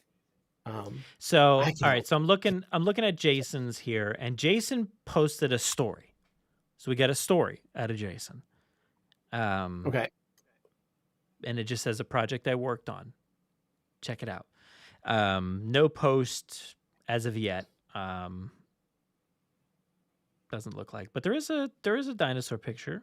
There's some dinosaur stuff I would guess here on his page. But yeah, again, really great pictures on this creator's page. So it's easy to see why they would choose this person. But I'm just wondering overall about the entire project. Like, what is the point if we're not going to get big pushes from these creators? Who, like, the audience is already set, right? Because I don't know how many people are going to see it on Target's website, but the Jurassic World YouTube channel, which has, let's see, 2.42 million followers, they're going to see it, maybe. Some of them will see it. I don't know how many views does it have. 28,000 views, okay? It's not breaking the world here. But the same amount of people are probably going to see this one as they saw the previous edition of Beyond the Gates, So I'm just very interested in what the thought process was here, and I think it's a cool process. Like, I'm not trying to knock the creator edition. I'm just wondering from Universal's perspective why. It's curious. I look, Chris's audience was already buying toys. Chris didn't need to sell me those figures. I don't even think it was like a promotion for Chris or anything like that. I don't know, but like I'm saying, like, we should say Outposts. Like all these guys that they're bringing in that aren't like traditional Jurassic creators. Like, they clearly have an audience that is not Jurassic centric, right? Like, they don't need to bring in Chris to sell Jurassic Park toys to Jurassic Park fan number one, right? One of us, right? But that would mean that the creator needs to post about it. Like, at least to get the word out there. And if the creator's not going to post about it, then why bother getting creators? I guess that's a fair point. I mean, look, like, I don't you know. You and I are shilling this stuff for free every week anyway. So, like, like, but I don't know. I think I'm going to butcher this name in here, but CV Ascates, kind of brought that up, right? Like, maybe they're finding different consumers. I think it's just a way to kind of freshen it up every week. I don't know. I mean, I can't imagine Chris was like charging an arm and a leg to do these videos. Yeah, I would assume they're maybe costing them less money because, they're just leaving it up to the creators to produce and stuff. So I don't know. It's just a very interesting experiment, I just think, overall. I'm not trying to knock the creator edition or anything because I think it's been very successful. Outside of the fact that the toy is not actually for sale. That's kind of a failure. I don't know what's going on there. But the creator videos and whatnot, I think have been very good. Like, it's been very exciting to kind of see, like, and I've always loved that about Ted's page, Ted Brothers, to see some of the behind the scenes pictures and things that he's always posted about different, like iconic looking pictures that he's created. So to see that on a little bit larger scale is kind of cool. So I'm just wondering about why. It's an interesting question, at least. So maybe we'll get information sometime. What's ridiculous is that I moved home. Well, I moved to my wife's side of the family's neighborhood. Her parents are professional photographers. They have a studio just sitting 80% of the time. No dinosaurs in it. What am I doing? I have access to light rigs. Leave right now. What am I doing? Why have you been doing this? Go over there. I've been Take here a for dinosaur. a year and a half, and this is just now dawning on me. I've been here for 2 years. Just This use is your just now phone. dawning on me. This guy Just with take a this picture. this guy with these 2 lights, brother. He's got 2 lights. I got lights, gels, backdrops, photography equipment. Look at What am I you. doing? Why am I talking to you? I leave. Goodbye. Thank How you. am I not? How am I not doing this to get on the Creator Edition? Now I will say this: very, very Say it. surprised that Giganotosaurus is the one. Like, I'm surprised they did that one over Spinosaurus. Because do you remember the foaming at the mouth there was over Oh, the standard my God. Yeah. Spinosaurus? Of course, yeah. You want to sell a toy. You do the Spinosaurus. I don't know why. Is it just is Spinosaurus just so cool, Brad? Do you really need me to say it? It is just Dude, so cool. It's just It's like the the coolest. Saving Grace movie. It is a cool looking dinosaur. Where's the Hammond collection? Granted, they needed this Giganotosaurus, but where's the Hammond collection Spino? I mean, obviously, like the release schedule of all of these toys is always super interesting. I'd love to be behind the scenes at Mattel and just hear the conversations of why figures are released at certain periods of time. It's kind of interesting, but actually that does bring up a fair point here, because I wanted to take a look next here at these upcoming Gate Crashers, which we always like to do, is take a look at what's upcoming next. We got 2 items from the Hammond collection. Again, we've seen on the back of one of on the back of that's for May. It says right there. So 2 more. And we saw on the back there was Claire and Pyroraptor. So maybe those are on the way. Okay. There's also another raptor. I forget which one. Maybe it's one of those. So that's, there's a few of those on the way. Also, let's see, June, we have 1 new item from the 93 Classic Collection again. So I feel like somebody started posting pictures about the Dennis Nedry one. Maybe. I don't know if it's in stores or hitting stores or anything like that, but I saw it in hand on somebody. So keep your eyes peeled, at least for that one. But I don't know. What do you think that one's going to be? Any ideas real quick on that? I mean, just with how random that collection is, I really have no idea what that could possibly be. Yeah. It's also not really, I don't think I have any 93 collection stuff here with me. It's all like in Michigan, accidentally. The 93 collection stuff is not, well, when you're moving and you're just like sending pre-orders to any address that you think is going to exist in 6 months. I actually, dude, I had a video game. I had a video game go to my apartment, my last apartment. Oh, no. A few weeks sitting ago. in Toronto. And there I was. No, my Oklahoma last apartment. Okay. And I had to drive over there and be a freaking porch pirate. Oh, no. You're on somebody's Ring camera. I totally and they're am like, on they someone's stole Ring my camera. thing. And they're like, I don't know what I ordered, but they stole it. He stole it. Yeah, it was the dirtiest thing I think I've ever done. Did you put on a ski mask at least? No, I wasn't even thinking about the Ring camera, brother. You got me thinking like I'm on some like FBI. You should check neighborhood or whatever the app is, like to see if you're on the wanted list there. Police might be looking for you. Stealing packages I didn't order. Jeez. You should have at least been like, this is mine. I sent it to the wrong address. Well, anybody that hears me? I did. I ended up like putting up my phone and being like, see, order number. This is my name. Man. But yeah, I think there's a more interesting thing though we need to talk about. We're getting 2 items here over the course of 2 months. What is that? July and August. Jurassic World Reimagined Collection. We've never heard of this before. The Jurassic World Reimagined Collection. What does that mean? What is that? Because we have Jurassic World Legacy Collection, What is reimagined? What does that mean? What's being we haven't even hit the imagined stage of the Jurassic World toys because we never got those from Mattel. So we're already at the reimagined stage? What are we doing? What could that possibly be? I don't know, man. Do you know? No, I actually don't know. Hopefully soon. That would be nice, but I don't. I feel like if they were going to do my first instinct tells me that they're like low articulation, like React or whatever those are called, those like the Kenner style ones. Okay. But I feel like if they were going to do that, they would have done that with 93 collection, do their own takes on classic action figures.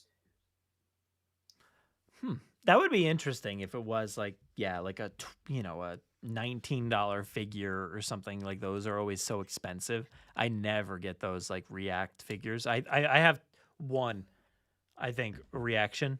I have one right there. I don't think I have any others because they're so expensive for absolutely nothing. A tiny figure. I don't know. I just keep it in the package. That's an interesting thing. Could be that. Jason Bullock fantasy Jurassic World figures. Like, I don't know. Could it be like which I saw Jurassic Souls, I think, post about it, like wanting to see some of the Hasbro stuff recreated, reimagined. So like that. Like you remember the from 2015 or whenever they came out with those like really super hybrid figures, and there was that Indominus Rex that had like the red stripes and stuff like that. Like imagine something like that, like a new version of the Indominus that kind of looks like that. That would be interesting, I think, at least. Maybe, but I don't need them to rip off the Hasbro stuff. Like, doing their little like rips on the Kenner stuff is fun and nostalgic, but like, does anyone have nostalgia for the Hasbro Jurassic World era? Like, no. No. I don't see how anyone could. And so I don't think so. I mean, like, golly, if I want to make some money, I've got a whole set of those hybrids in the box. There we go. You can make some dough, dude. I could, because there's psychopaths out there that think that stuff is worth money. Jurassic KM might be one of them. Oh no, the Jurassic line, but good. Dude, I remember the Hasbro Ceratosaurus coming out and being so excited because I was like, oh, we have a Ceratosaurus, and it's the best one. That's not high praise, but it was the best one out of that Hasbro line. Yeah, and I don't know. Mattel just came along and just destroyed it.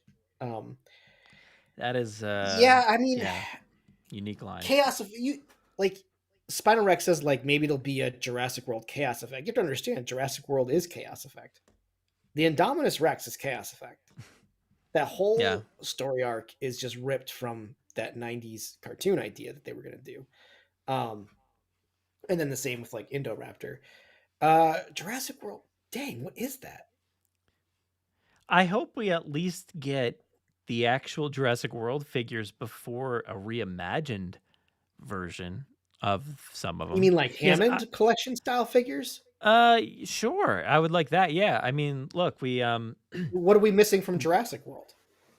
Everything. We've got 3 figures: an Apatosaurus, the Mosasaurus, and Indominus Rex.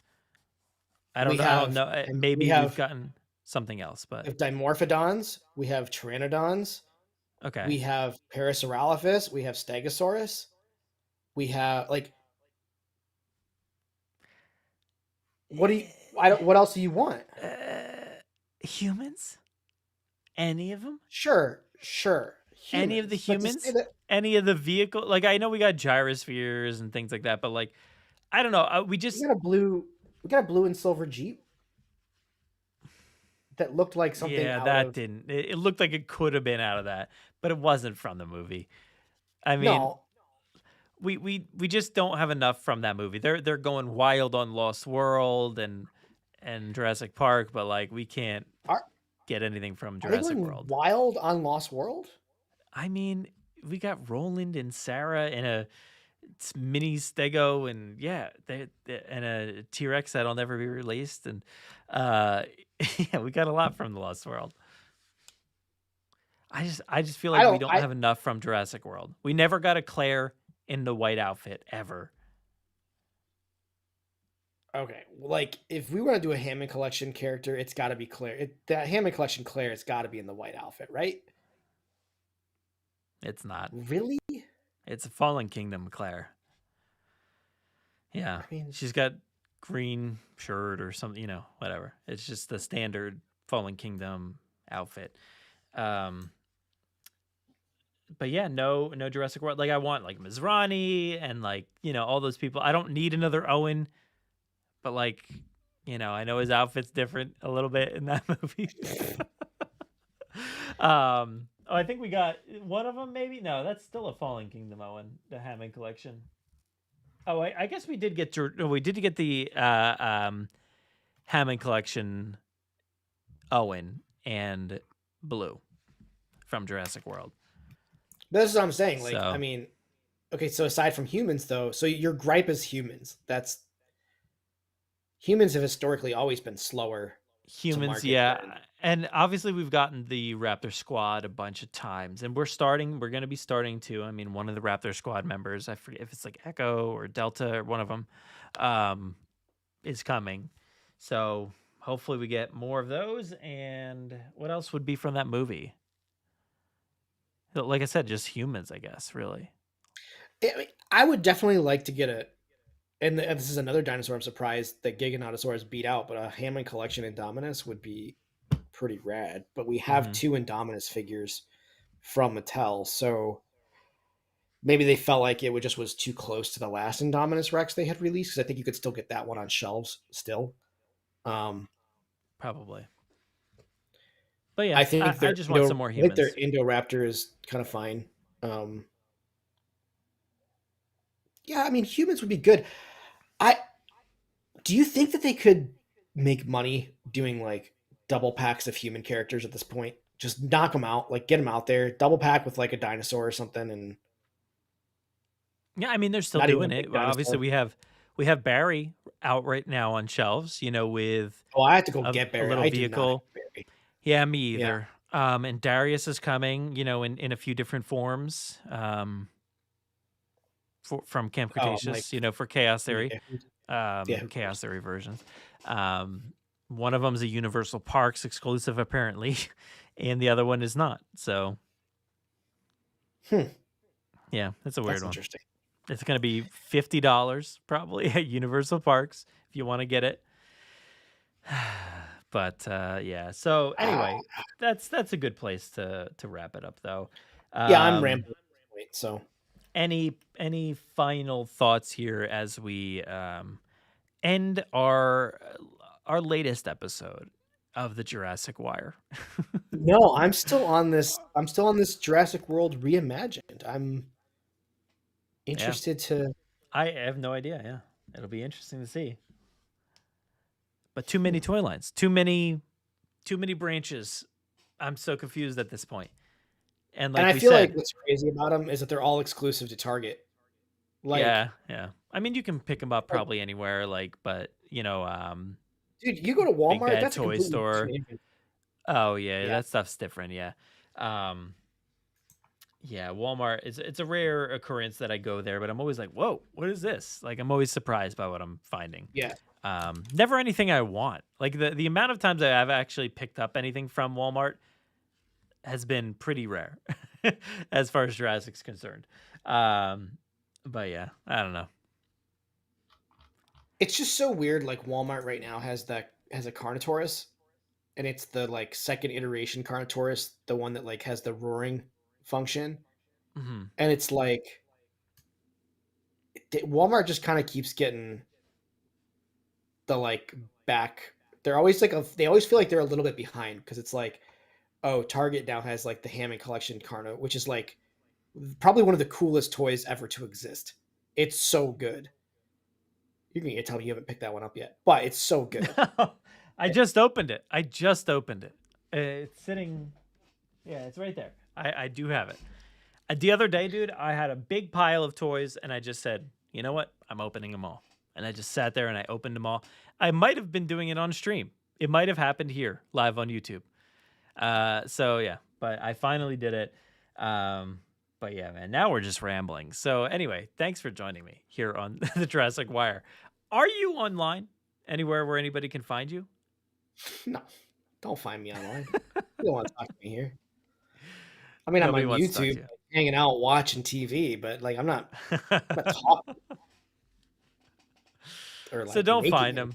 Just watch him here. That's about it. Not making anything, not doing anything. Can't talk about it. I can't talk about what I'm making. That's unfortunate. The thing that I am making, I can't talk about it. Yeah. One day maybe. One day. All right, so for myself and for Aaron, thank you for listening to the Jurassic Wire. It's been fun catching up and getting back to it. So maybe we'll do it again next month. No promises. I mean, I think probably because this Beyond the Gates, every time this comes up, we Yeah, have to why hit don't you the just mics. give me a call every time there's a Beyond the Gates, and I'll I'll chill from Mattel. I'll for text you free. a day before. Yeah, I'll text you a day before and be like, can you do it? And you'll be like, yeah, the next day. And then we'll be ready. Yeah, So you mean tonight? And I'm like, yeah. So we'll see you next Yeah. month. All right. see it. Well, that's it. That's the end of the wire. And I'll chop that up into the episode. So for real though, thank you everybody for watching this. That was fun. We had a good episode, I think. My hand's like all over the place. And yeah, sorry I didn't get to I wanted to point out a lot more in the chat here tonight, but as we're like doing the live episode, sometimes it's hard to like keep the conversation going while we already went 2 hours, but like I didn't want to go too crazy, but I think we hit quite a few of them, so that's pretty good. But I appreciate everybody in the chat. We didn't do the evolution thing, but oh well, we couldn't. It was in the middle of a stream or something like that, you know, Yeah. whatever it was. Well, should we do So that? I mean, should we look into that? Someone's saying it's Megalodon. Which yeah, it is. It is. I'll send you the picture, because I have the picture Well, again. see, I have here's it, the thing. but This wouldn't be the right group of people to be excited about that, because like you don't play that game, I don't. which is a travesty. But every time they announce something, I'm excited about it. I just never find the interest to play it. I just don't ever Ever. use the aquatic animals. I don't think that like Frontier has done enough with aquatic encounters to like make those animals worth it. Like the land animals. First off, that game, it's a perfect Portal game. A PlayStation. I played on my PlayStation Portal all the time. Yeah. It's so good just to zen out and like build my park. But the things you can do with the land animals, like you can drive, you can have cages set up, and then with the invisible fence, you can lay down an invisible fence and then hide them with like rocks and bushes. So that when you're driving, when your people are driving in the Jurassic Park like Explorer, it looks like they are in like an animal Kilimanjaro, like the Animal Kingdom Kilimanjaro thing. Like it looks legit, like you're in the cage with them. Yeah. The sea animals, it's like I never can get the path to be like uniform around the pond. There's no like attractions that would like take people into the tank or like through the tank. You can like view from the viewing platform and like sink down into it, and like maybe an animal comes up to the thing. But like the way that I like plot out my land is like my background looks very every cage. So you're in your car, okay, and let's say you look out your window. You have a dinosaur like right there at the window because there's an invisible fence between your car and the dinosaur. But then, so the dinosaur doesn't go all the way to the back of the cage. I have like another invisible fence hidden so that front dinosaur is like kind of trapped in like a path that just walks back and forth. It's like the And bear then I at the have zoo other that just walks that one path. Yeah. yes. And then I have other dinosaurs in the back, like bigger ones. So like when you're driving through, you have like this like tiered effect of like it looks like there's animals like grazing all over the place. But if you don't have if you don't use the invisible fence system, your dinosaurs all go away from the track and it's lame. But I wish you would get into it, man. It's good. It's good. I don't know. I don't know if I can. I did though play the classic collection. I booted up the Sega game, and I beat it. I finished. It only you took beat like it? It only took like an hour, dude. It's so quick. I rewound Well, a lot. I had to should I rewind try to quite a like bit. you beat it? That gives me like some hope. Maybe I should go through it, and maybe that's what we talk about on the next wire. Yes, let's do it, man. No, not on the wire. We'll do a game trail. We'll do a game trail. So which one you beat like the Sega regular, Genesis? yeah, Sega Genesis. Yeah, very easy. Okay. I mean, there's some actually the final battle. Wait, no, I don't think I beat it. I didn't beat it. I got to the final battle and then I couldn't beat it. I gave up. That's what happened. I actually gave up. I lied, everybody.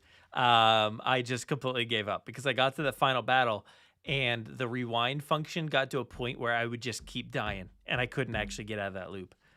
So that's where I'm at with Jurassic Park, the first one. It's like my rewind function isn't enough to like, because they don't just allow you to rewind a ton. They give you it's a very short span. Yeah, they give you a short span, and if you botch up, like if you're like 3 moves off, then you're just kind of screwed. Yeah.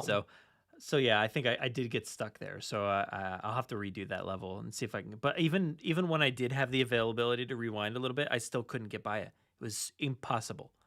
Legitimately. Well, let me impossible. play. And this is you let me know what happens. This is good for people to see some of this. This is what we. This is us planning. Yeah, after the show, how we plan. Typically talk to each other, and then me and Brad we'll get political sometimes, and we'll talk about controversial subjects, which we won't do here. But but no. So if I play that one, if I can get to the final, can you say what is the final battle? Like, is it a T-Rex? No, it's just 2 raptors. Okay. Sorry to spoil a game from 1993. No, that's totally fine. I just need to know where I need to play to so that we can. It's in the visitor center. Yeah. How long you said? That was an hour? It was very quick. Yeah. Yeah. About an hour probably. Where's the Fortnite characters, man? I don't know. They're not on that map that got released of the upcoming year. I don't know if you saw that, but no, I didn't see that. No Universal Jurassic on there. There was a bunch of other stuff, but you know what I really hate about Fortnite is that you'll Google any character and Fortnite. And someone out there is reporting on that character coming to Fortnite.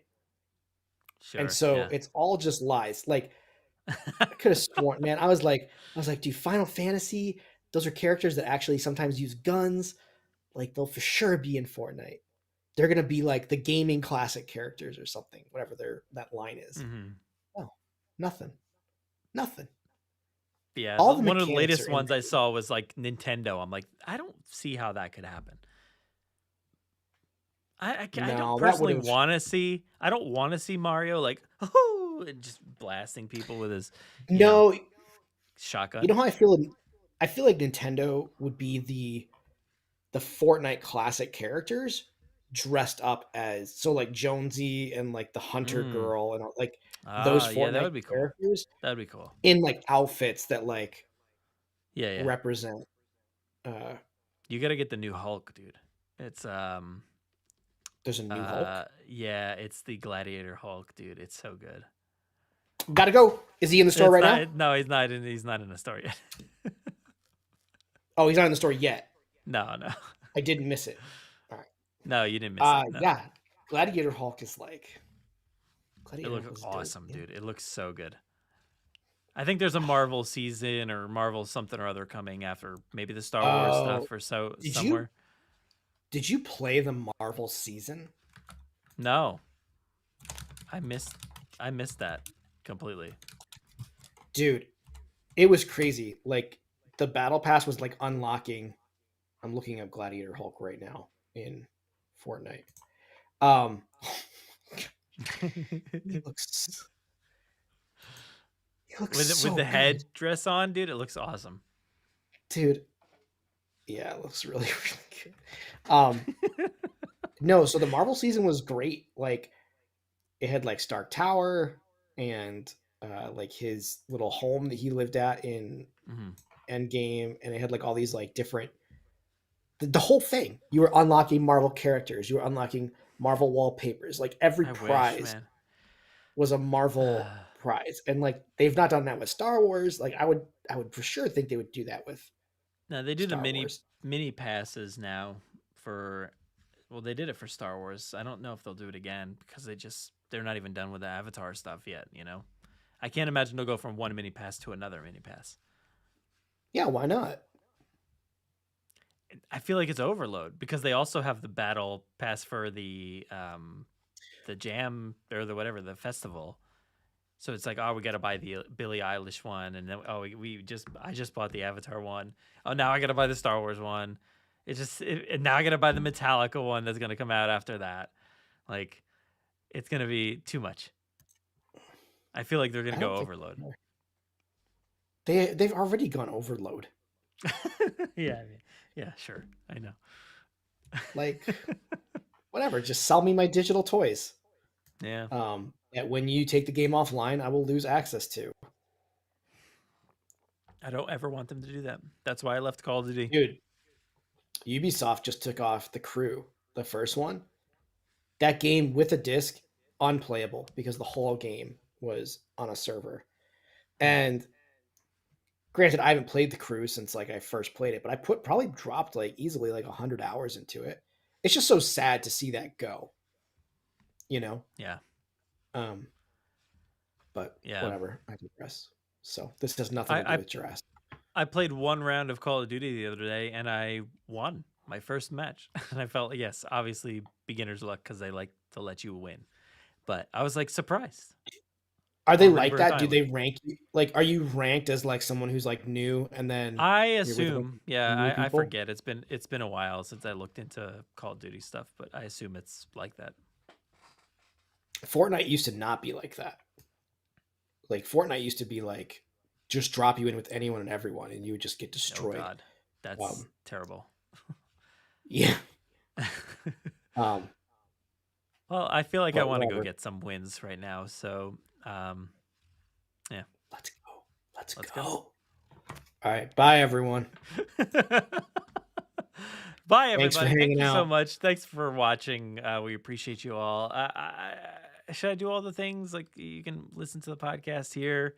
Yeah, do the things. And, you know, or no, that was just a social media one, you know, Threads, Facebook, Instagram, TikTok, maybe for 9 more months. I don't know.